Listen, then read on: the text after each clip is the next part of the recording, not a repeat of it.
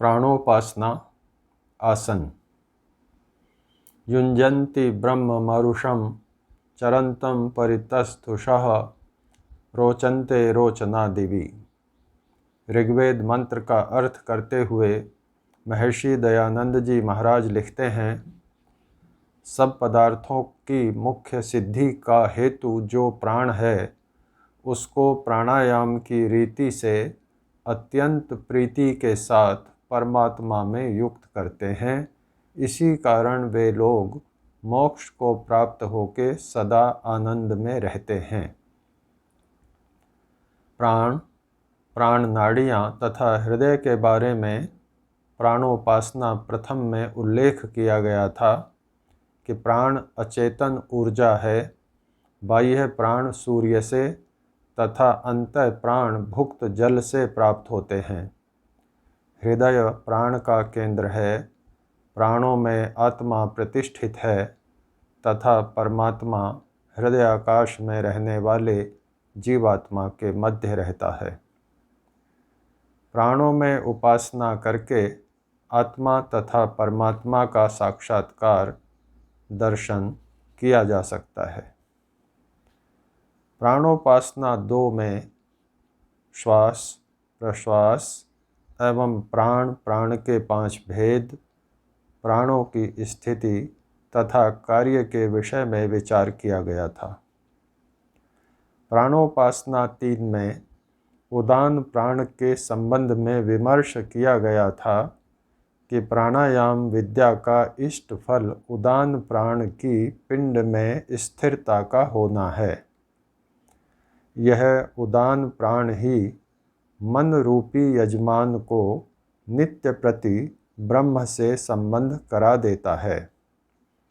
उदान प्राण स्थिर होने पर आत्मदर्शन, परमात्म दर्शन होते हैं। प्राणायाम की क्रियाओं का अभ्यास करने से पहले कुछ तथ्यों को जानना आवश्यक है। प्रथम, आसन। योग दर्शन में बताए गए 8 योगांगों में प्राणायाम ही एक ऐसा अंग है जिसके अभ्यास करने से पूर्व अंग आसन की सिद्धि का विधान किया गया है। महर्षि पतंजलि के सूत्र में भी तस्मिन् सति शब्द आए हैं तथा भोजवृत्ति में स्पष्ट है, आसन जयांतरम प्राणायामम आह। अतः प्राणायाम से पहले आसन की सिद्धि किया जाना अनिवार्य है। कुछ साधक आसन की सिद्धि में यह सोचकर शिथिलता बरतते हैं कि शारीरिक कारणों से उनके द्वारा स्थिर बैठा नहीं जा सकेगा। यह अवधारणा ठीक नहीं है। कुछ एक अति विषम शारीरिक स्थितियों को छोड़ते हुए अधिकांश स्थितियों में प्रयास करने पर आसन सिद्धि संभव है, परंतु उसके लिए प्रयास की आवश्यकता है। जैसा कि योग दर्शन का सूत्र है, सतु दीर्घकाल नैरंतर्य सत्कार आसेवितो दृढ़ भूमि। आसन का अभ्यास दीर्घकाल तक किया जावे, निरंतरता से किया जावे तथा सत्कार पूर्वक यह समझकर किया जावे कि आसन की सिद्धि के बिना प्राणायाम नहीं और प्राण साधना के बिना आत्मदर्शन नहीं, तो अभ्यासी की आसन सिद्धि अवश्य होगी। ऐसे कई उदाहरण हैं जिन्होंने घुटनों के दर्द के उपरांत भी आसन सिद्धि के लिए प्रयास किए व उन्हें सफलता मिली। महर्षि ने कम से कम 2 घंटे उपासना करने का निर्देश दिया है। अतः प्रत्येक साधक को प्रातः सायं 2-2 घंटे के आसन की शारीरिक सिद्धि करनी आवश्यक है। आसन में बैठने के बाद अंगुलियां हिलाना, गर्दन को धीरे धीरे हिला लेना, हाथों की घुटनों पर स्थिति को थोड़ा बदल लेना, पैर के अंगूठे व अंगुलियों को धीरे से हिला लेना, आँखों की पुतलियों को धीरे से घुमा लेना, तेज श्वास से छाती व पेट को स्थिर कर लेना, कमर को थोड़ा झुका लेना या थोड़ा सीधा कर लेना व शरीर के अन्य अंगों में थोड़ी चंचलता, अस्थिरता ले आना आसन की सिद्धि में बाधक है। शरीर की निश्चेष्टता से मन की एकाग्रता बढ़ती है। यह सांसारिक व्यापारों में भी देखा जाता है। यदि आँखों को स्थिर कर लिया जावे तो अधिकांशतः मन में कुछ एकाग्रता आ जाती है।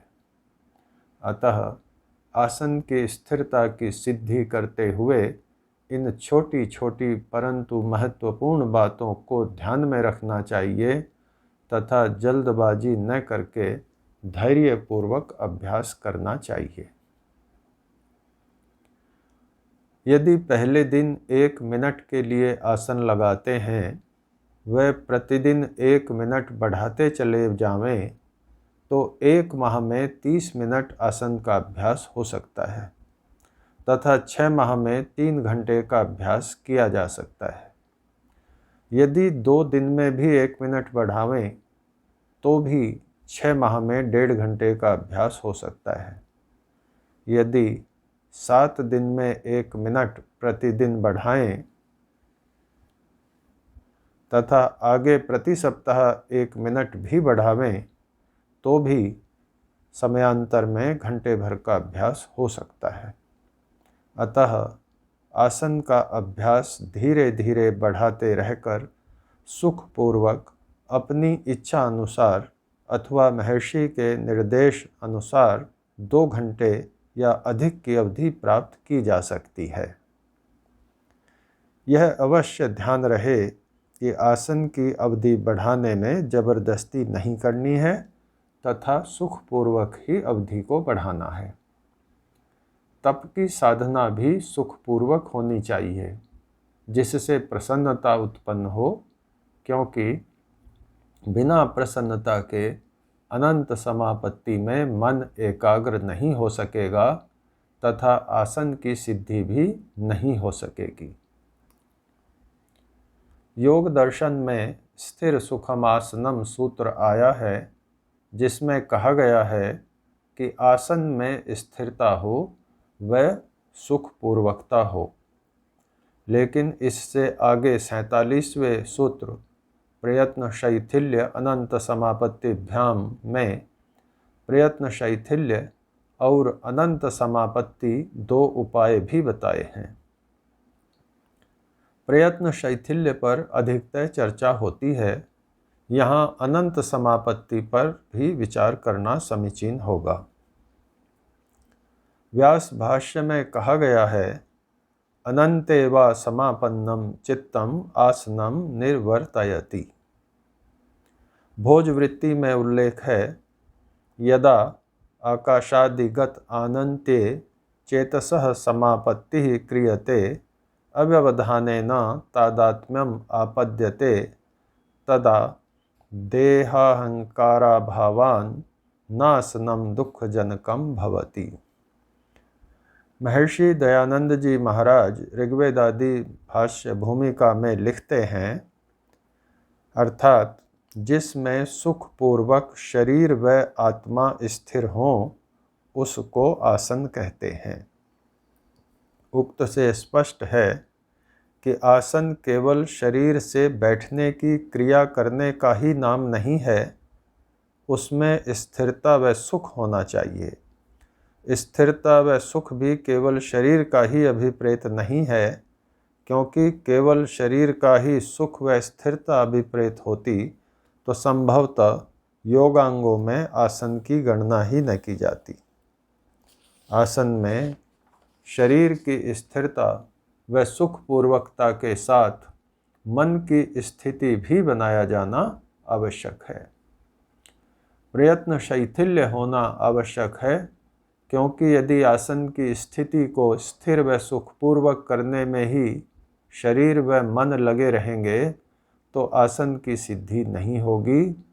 शरीर की अनुभूति भी बनी रहेगी तथा मन भी इसी कार्य को संपन्न करने में शरीर में इतस्ततः लगा रहेगा। आसन में सुख हो, स्थिरता हो, वह भी प्रयत्न में शिथिलता लिए हुए हो, उसके लिए दुखित करने वाला व मन को अस्थिर करने वाला प्रयत्न न हो। सीधा बैठना आदि में प्रथम स्थिति में थोड़ा प्रयत्न तो होगा, परंतु जब अनंत समापत्ति में मन एकाग्र हो जाएगा, तब शरीर को सीधा रखने, सुखपूर्वक रखने, शिथिल रखने में कोई प्रयत्न विशेष नहीं करना होगा।